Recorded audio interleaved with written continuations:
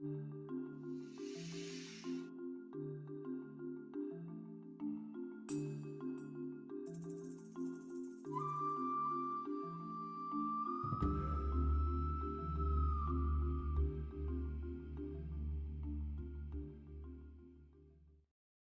la lección anterior, la cual titulábamos Adán y Eva estrenan casa, leímos Génesis, el capítulo 1, y lo hicimos desde el punto de vista de la primera pareja del mundo. Nos imaginamos el universo, ustedes se acuerdan, como una casa que Dios había preparado para ellos y su familia. Adán y Eva recibieron una casa bella y espaciosa. Allí podrían expresarse su amor mutuamente, podían criar sus hijos y formarlos según los propósitos de Dios. Tener familia y formar la familia para la armonía, el amor y la realización de la voluntad divina es una misión muy importante. La narración que leímos culmina en el capítulo 2, en los versos 1 al 3. Ahí leemos lo siguiente: así fueron acabados los cielos y la tierra y todas sus huestes, es decir, todo lo que en ellos hay. En el séptimo día ya Dios había completado la obra que había estado haciendo y reposó en el día séptimo de toda la obra que había hecho. Dice la Biblia, y Dios bendijo el día séptimo y lo santificó, porque en él reposó de toda la obra que él había creado y había hecho. Aquí Dios entra en su creación para reposar en ella. Se espera un futuro de armonía, de descanso y de alegría. Para celebrar la obra de Dios, su creación, el regalo con que Dios había bendecido a Adán y Eva, se estableció el séptimo día. La primera pareja debía separar un día cada semana para celebrar lo que Dios había hecho por ellos. Era un día reservado para la consagración. Las familias, todas las familias, deben separar tiempos y espacios para la consagración y la celebración de las obras de Dios. Formar a los hijos para que tengan la capacidad y el hábito de adorar es esencial para su desarrollo. No podemos hacernos a la idea de que este es un mundo mecánico en el que solo importan las cosas materiales. Nuestra relación constante, permanente con Dios es el camino hacia la vida y hacia la libertad. En fin, esta era la visión de Dios cuando creó el universo y la primera pareja. El verso 4 empieza una nueva sección en el libro de Génesis. Leamos. Dice, estos son los orígenes de los cielos y la tierra cuando fueron creados. El día en que el Señor Dios hizo la tierra y los cielos. De aquí en adelante, hasta el capítulo 5 del libro de Génesis, el relato nos cuenta lo que pasó después de que Dios hizo los cielos y la tierra. Dice la Biblia que Dios plantó un jardín especial para que Adán y Eva empezaran ahí su vida. Era un jardín donde había elementos del cielo y elementos de la tierra. Ahí estaba el árbol de la vida, igual que los árboles en la visión del Apocalipsis, los cuales dan fruto que dan ¿qué? Vida eterna.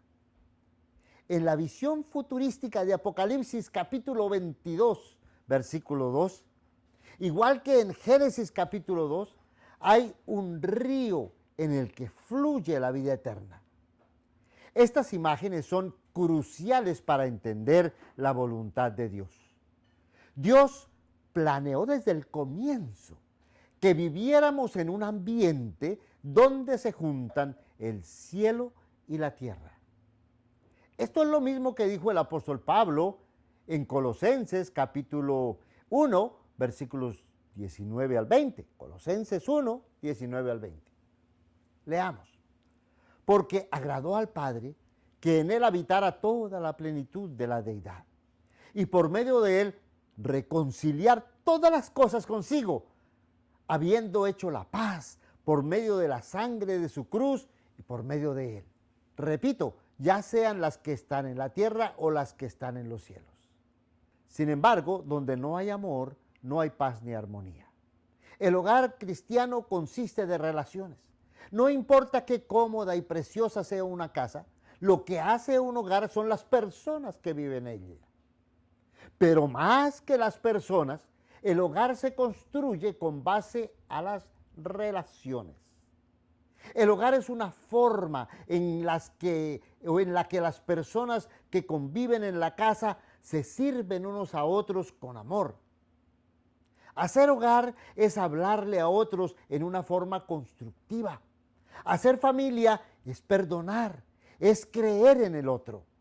Por eso, en aquel hogar original de Dios, donde vivían el Creador, Adán y Eva, debía prevalecer el amor. Adán y Eva debían corresponder al amor de Dios. El árbol de la ciencia del bien y del mal era la tentación para romper la relación de amor con Dios. Representaba para Adán y Eva la tentación de ser autónomos, independientes, de poder hacer cada uno lo que mejor le pareciera, de tener la última palabra en los asuntos de la vida personal y de la vida del hogar. Adán y Eva sucumbieron ante la tentación del egoísmo. Pensaron que podían vivir mejor y ser más felices tomando sus propias decisiones y siguiendo los deseos de su propia carne, la apariencia de lo que podían ver con sus propios ojos y la ilusión de la gloria personal. Los resultados fueron fatales. Perdieron su casa y perdieron su hogar. Más bien al contrario, perdieron su hogar y perdieron su casa. Generalmente así es la cosa. Se pierde primero el hogar. Y cuando uno pierde el hogar, aún viviendo en la misma casa, ésta pierde el encanto. Se convierte en un campo de batalla, en un lugar hostil. Adán y Eva, aferrados a su egoísmo, perdieron su hogar.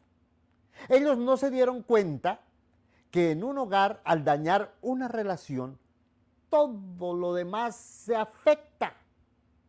Esto es especialmente cierto si lo que dañamos es la relación con Dios. Adán y Eva dañaron su relación con Dios.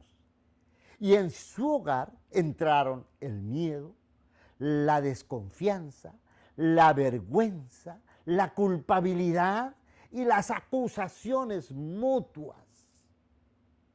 Es más, la armonía entre el cielo y la tierra se quebró. A esto es lo que se refiere la Biblia cuando dice que Dios maldijo la tierra.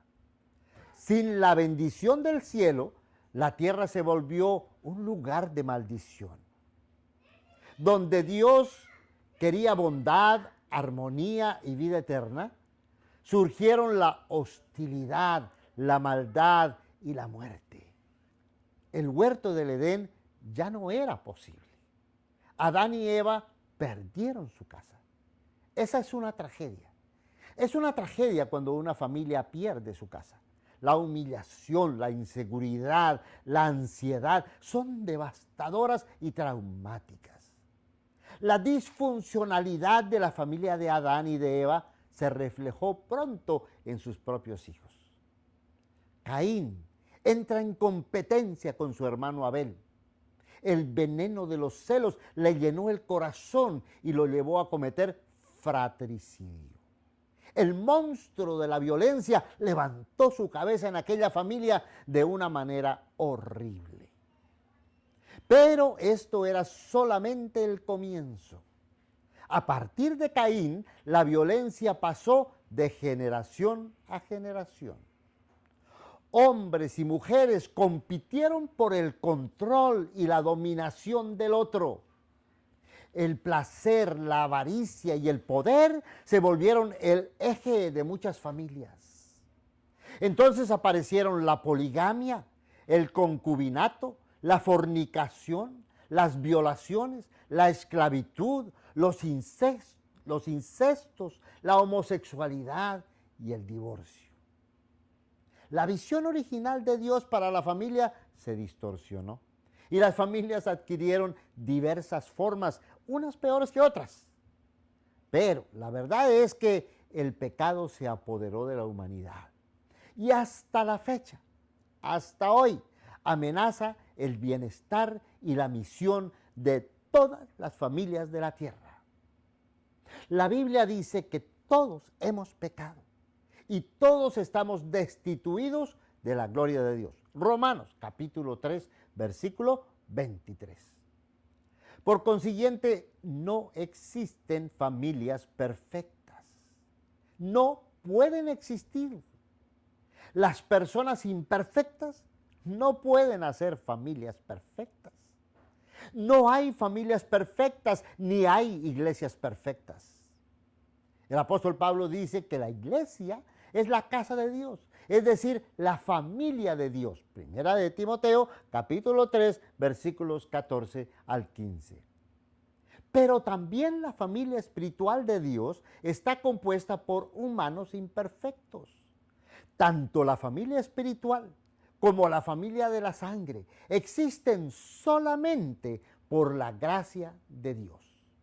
Es la bendición de Dios la que nos permite seguir siendo familia, perdonándonos unos a otros y amándonos unos a otros a pesar de nuestras imperfecciones y pecados.